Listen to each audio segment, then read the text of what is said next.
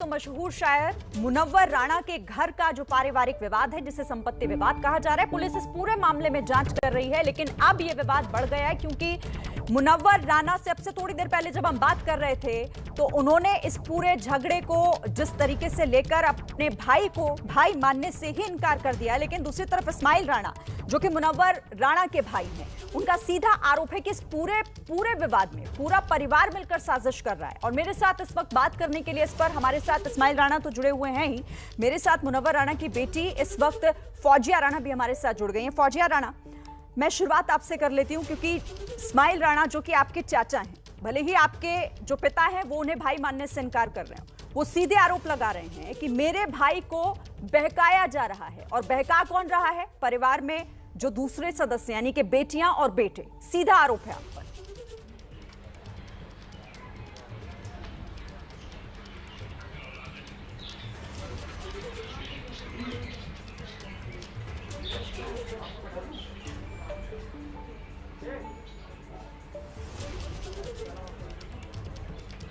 फौजिया राणा, अब तक आवाज पहुंच रही है? अब आ रही है आवाज।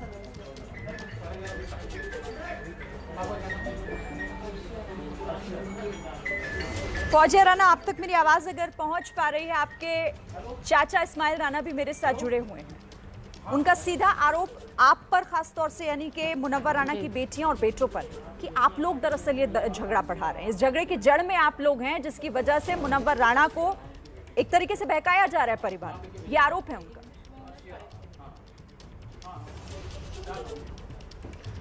देखिए, उनका जो आरोप है जो वो लगा रहे हैं, ये उनकी अपनी समझ है, उनकी अपनी सोच है।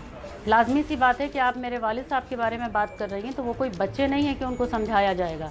एक उम्र गुजार दी इन लोगों ने बदतमीजियों में, और मेरे पापा से जो भी जितना कर सकते थे एक्सट्रीम बदतमीजियाँ ये करते आए हैं। ये तो बचपन से हम लोग भी देख रहे हैं। तो अब इनको एक ये नया मुद्दा लेके आए, बहकाएंगे। क्या मेरे वालिद साहब कोई बच्चे हैं जो वो बहकाने से बहक जाएंगे? आखिर कब तक इन लोगों की झूठ में उनका सपोर्ट किया जाएगा? अब वो वक्त आ गया है कि हाँ, उन्होंने कहा कि नहीं, जो गलत है वो गलत है, जो सही है वो सही है। ये क्या मतलब हुआ कि उनके बेटे बेटी उनको बहका रहे हैं? कौन से झूठ की बात कर रही हैं आप? जिस भी तरह के झूठ इन्होंने अब तक बोले हैं, जिस तरह से कि यही सबसे पहला तो यही झूठ है कि उनके परिवार वाले उनको बहका रहे हैं, उनके बीवी बच्चे, उनके बेटे बेटी उनको बहका रहे हैं। ये क्या मकसद है? तो ये बात तो हम अपने चाचा के लिए भी बोल सकते हैं। कथा कथित आपने कम से कम फौजिया राणा चाचा कहा, तो हमसे भी कोई रिश्ता मुनव्वर राणा तो भाई मानने से इनकार कर रहे हैं। इस्माइल राणा, यहाँ पर आपकी भतीजी हैं मैंने चाचा के बाद ये भी कहा है कि कथा कथित।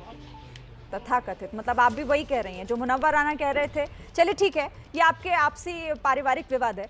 इस्माइल राणा, आपकी भतीजी सामने है, आप क्या कहेंगे? जी, मेरे पास अल्फाज, यूं तो अल्फाजों का खजाना मेरे पास भी है, शुक्र अल्लाह का। मुनव्वर राणा अगर कलाकार हैं तो नाम नेहात कलाकार बन गए, लेकिन स्टेज का आदमी मैं भी हूं, कलाकार मैं भी हूं। लेकिन हर जगह अल्फाजों का इस्तेमाल नहीं किया जाता है। और रहा ये कि ये जिस तरीके से ये सब अभी हो रहा है और जो मैंने कहा है जिसे झूठा साबित किया जा रहा है, तो ये निकाल के मालूम किया जा सकता है कि 4 महीने पहले इन्होंने अपने बेटे को सारी पावर ऑफ अटॉर्नी दी है कि नहीं दी है, और ये पता किया जाए कि इनका बेटा क्या काम करता है। जबकि 1 साल पहले मैंने इनके बेटे को कारोबार में 25 से 35 लाख रुपया अपना बर्बाद किया उसके ऊपर कि ये कारोबार में लग जाए। जो बाप का ट्रांसपोर्ट जो खत्म हो गया कलकत्ते में, इनके बाप ने, जो कि मेरे बाप से कब्जा करके नाजायज, धोखा दे के नाजायज सब अपने नाम कर लिया, उस कारोबार फिर से खड़ा हो। लड़के पे मैंने इनके 25 से 10 साल पहले ये क्या करते थे? 10 साल पहले तो ये खुद बेकार थे। बेटा, इस्माइल राणा वो शख्सियत है कि इस्माइल राणा बेकार कभी नहीं रहा, कोशिशें करता रहा। और उम्र के 17-18 साल की उम्र से मैंने मुनव्वर राणा का स्टाइल देख के मैं अपने बाप के कारोबार से अलग हो गया और मैं अपनी जद्दोजहद करता रहा। ये तुम्हारे बाप ने भी एक जगह नहीं 50 जगह कहा है कि इस्माइल हार नहीं मानता है। और हम अपनी कोशिशें, अपनी जद्दोजहद हमेशा मैंने रखा, मैं कभी घर में नहीं लेटा है। और जिस तरीके से इन्होंने सारी पावर ऑफ अटॉर्नी अपने बेटे के नाम की है,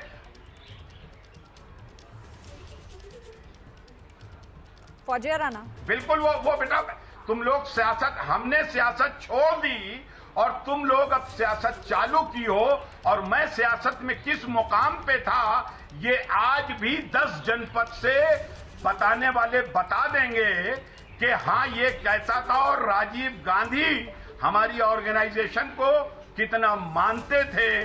सोनिया गांधी ने मेरे प्रोग्राम बैठ के राजीव जी के साथ अमेठी में देखा है। ये सब अभी मौजूद हैं। ये जिसको आपके वालिद कह रहे हैं, एक सड़क छाप, एक उठाई गिरा और क्या क्या, तो पता नहीं क्यों राजीव गांधी और सोनिया गांधी ने हमारे प्रोग्राम अमेठी में बैठ के हमारे नुक्कड़ नाटक देखे। और मेरे पास राजीव जी की दी हुई एक जीप मौजूद थी जो उन्होंने हमें दिया था। तो बेटा पता नहीं, मैंने शीला भाटिया के दिल्ली आर्ट थिएटर में मैंने लगभग 3 साल पापा ने जो नज्म लिखी थी वो नज्म भी आप ही लेके गए थे। फौजिया राणा नहीं बेटा, लिखी नहीं थी, मैंने लिखवाई थी उनसे। मेरे दरवाजे पे लिख दो, यहाँ माँ रहती है। मैंने कहा भाई एक नज़म लिख दो, लेकिन उसका सारा क्रेडिट तुम्हारे बाप ही को मिला है। सोनिया जी को मैंने वो फ्रेम करा के दिया था, मैंने राहुल जी को ये फ्रेम करा के दिया था, लेकिन सारा नाम तुम्हारे बाप ही का है। मैंने कभी बाप भाइयों के हक को नहीं लिया, अल्लाह का शुक्र है। हमारे पास आज भी जो है सब हमारी मेहनत का है। उसमें न बाप तो हमारे बेचारे इंतकाल ही कर गए थे, भाई ने तो 2 भाइयों को बाप के कारोबार में नौकर बना के रखा। हमारे भाई राफे राणा को और शकील को, जिन्होंने अपनी जिंदगी खत्म कर दी, उन लोगों को 10,000 और 5,000 का नौकर आप ये बात भूल रहे हैं कि अभी 10 साल पहले तक, अभी 10 साल पहले तक तो आप दिल्ली जाने तक के पैसे पापा से लेते थे। आपकी फैमिली इंदिरानगर में किराए के घर पे रहती थी, सारा खर्चा पापा उठाते थे। 10 साल आप बता रहे हैं कि उन्होंने हक मार लिया भाइयों को। शकील 10 साल पहले तुम्हारे तुम्हारे बाप का, अरे क्या यार, 10 साल पहले बेटा तुम्हारे अब्बा का ऑपरेशन इंदौर में हुआ था हैं? और मैं इंदौर गया था और वहां मैंने अपना फर्ज और अपनी जिम्मेदारी पूरी उठाई। और उसके बाद से जब से उनका दिल्ली में इलाज चल रहा है, तो बेटा मेरी जुबान मत खोलवाओ हैं? फौजिया राणा ये क्या आरोप अभी आपके चाचा इस्माइल राणा ये भी लगा, लेकिन तुम जी ये भी कह रहे हैं कि आपको लाखों रुपया आपके भाई को वो सीधे तौर पर तबरेज का नाम ले रहे हैं कि उधार दिया और उसके बाद यहाँ संपत्ति का खेल परिवार में ही हो गया। नहीं, मैंने उधार नहीं दिया, मैंने एक चचा यानी बाबा की हैसियत से, जी बोलिए इस्माइल राणा। मैंने एक चाचा और बाबा की हैसियत से उसको स्टैंड करने के लिए अपनी औलाद समझ के उस पर इन्वेस्ट किया। मैंने कोई उधार नहीं दिया। और उसके बाद मुनव्वर राणा के एक नहीं सैकड़ों दोस्त बोलेंगे। तो बाबा ने भी पूरी जिंदगी जो किया वो आप लोगों को अपना भाई, अपनी औलाद समझ के इन्वेस्ट किया। बेटा तुम्हारे बाप से हमेशा मेरा यही झगड़ा होता रहा कि भाई भाइयों की इमदाद ना करो, इमदाद बंद करो, भाइयों को अपने पांव पे खड़ा करो। लेकिन हमारे भाई का तो ये शौक था, ये जुनून था कि टुकड़े डालते रहें। और आज की तारीख में हमारे सब भाई जो हैं उनको टुकड़ों ही पे इन्होंने रखा था, सिवाय मेरे। अल्लाह का शुक्र, क्योंकि हमारे अंदर एक जुनून है, खुददारी है। और मैं 17 साल की उम्र से जद्दोजहद करता रहा। कामयाबी नहीं मिलती थी वो अलग बात है, लेकिन रोटी अपनी मेहनत का खाता था। हमने भी अपने घर का नाटक 7 साल की उम्र से देखा है। और आप जो भी हैं, मैं आपका नाम नहीं, कंफ्यूज हो रही हूँ। मैं इस किस्म की जो भी मेरे घर की अपनी कुछ बातें हैं, मैं नहीं चाहती हूँ कि मैं जो बेटा तुम लोगों ने ही हमारे घर की मोहब्बत और एकता को खंडित करने में कोई कसर नहीं छोड़ी। और आखिरकार हमारे भाई को तुम लोगों ने पागल और दीवाना बना दिया क्योंकि इस वक्त हमारे भाई की बातें सुन के खुद सुनने वालों को ये अंदाजा हो रहा होगा कि ये कैसी बातें कर रहे हैं। और मैं दावे से कहता हूं कि खुदा की कसम, अभी आपने बताया कि आप बहुत अच्छा नाटक कर लेते हैं, तो यहाँ नाटक ही चल रहा है जी। सब करते करते एक इंसान की जब लिमिट हो जाती है तो वो इसी तरह से ब्लास्ट होता है। नहीं बेटा देखिए, अब हम क्या कहें, ये तो आप लोगों का दिल जानता है कि मैंने अपने घर के लिए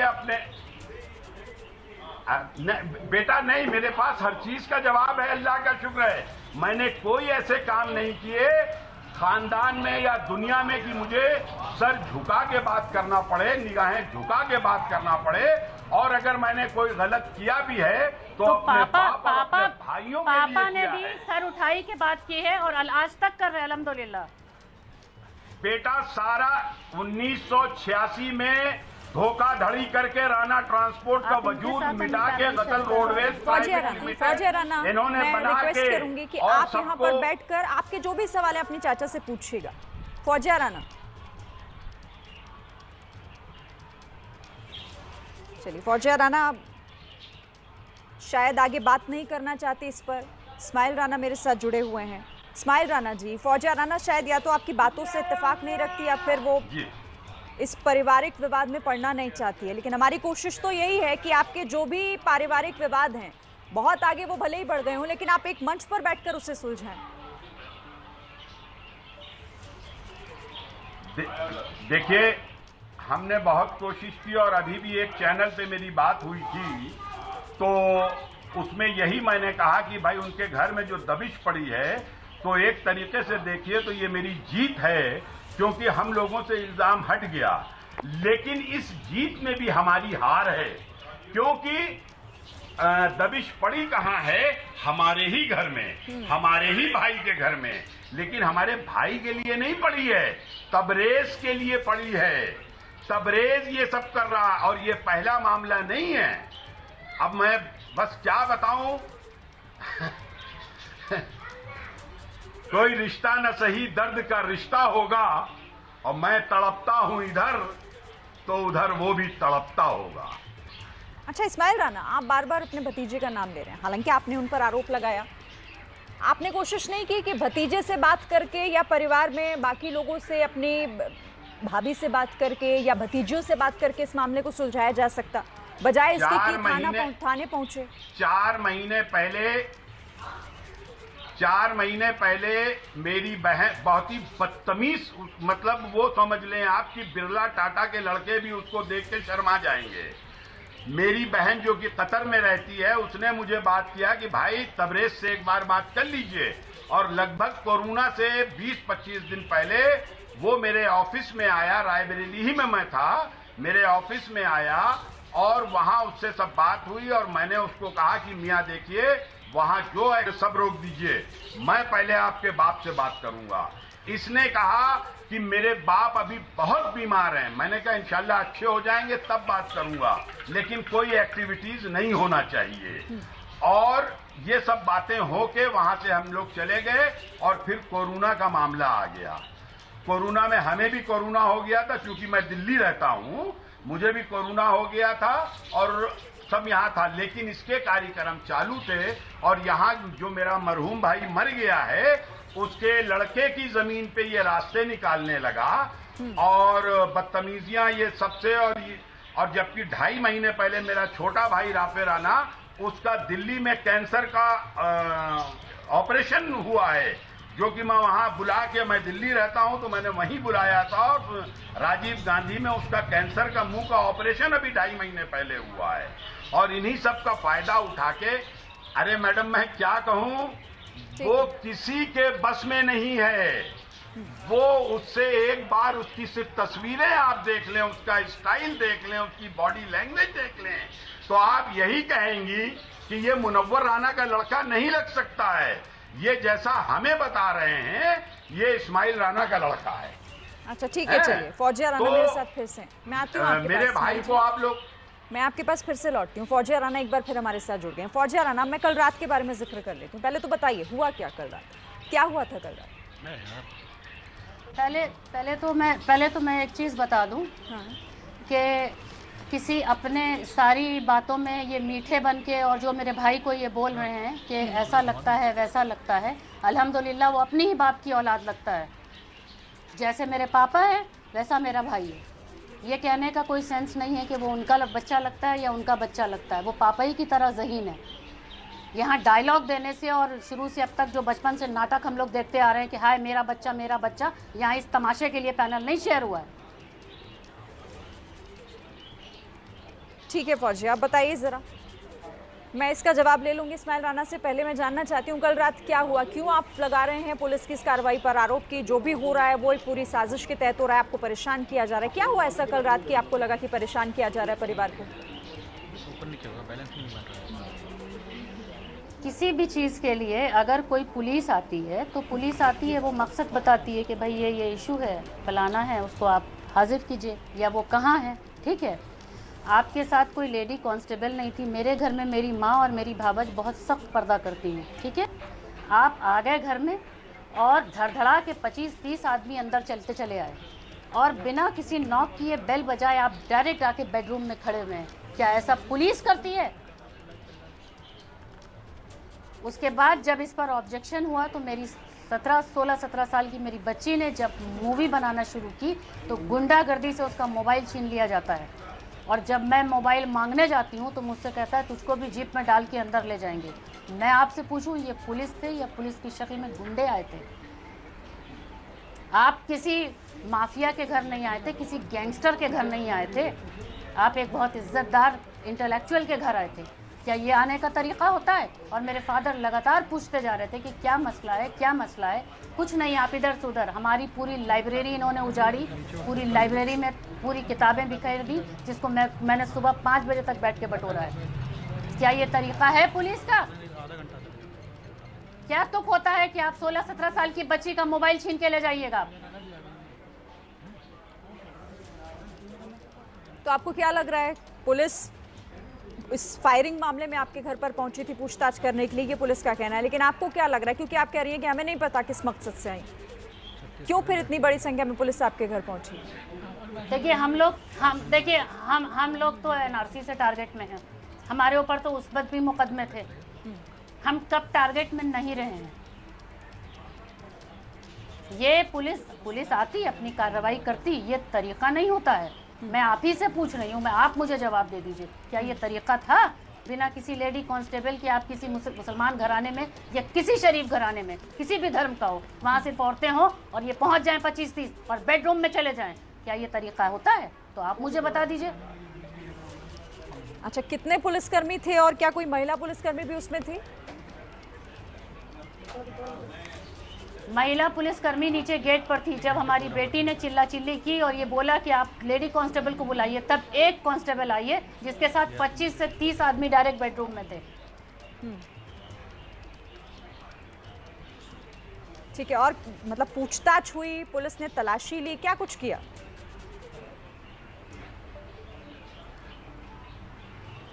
पुलिस ने हम लोगों से कुछ भी नहीं पूछा, बस पूरे घर में तलाशी होती रही। और हम लोग, सबसे पहले तो मेरे फादर ने ही सवाल पूछा कि क्या बात है बताइए, तो नहीं आपसे कोई बात नहीं है। उसके बाद इन्होंने चारों तरफ से बिल्डिंग घेरी। ये थी पहली चीज़, तो आपके पास कोई कागज़ था तो आप दिखाते, जो लीगल प्रोसेस है आप उसके तहत आते ना। जब कागज़ मांगना शुरू किया तो आप दाएं बाएं करने लगे, तो मैंने कहा आप रुकिए, लॉयर बुलाते हैं, तो वो सब रफू चक्कर हो गए। चलिए ठीक है, हमारी कोशिश और मोबाइल भी साथ में ले गए। ठीक है, हमारी कोशिश थी। देखिए फौजिया जी और इस्माइल जी हमारे साथ एक जुड़े चीज और एक बात मैं और कहना चाहती हूँ।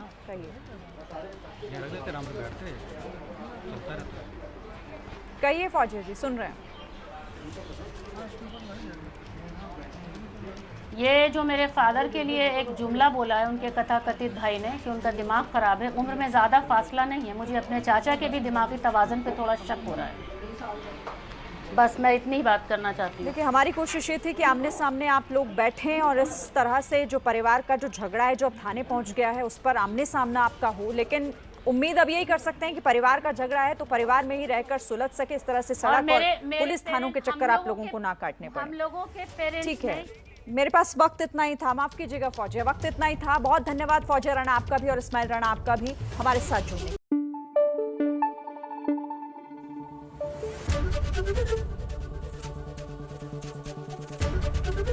एबीपी न्यूज आपको रखे आगे।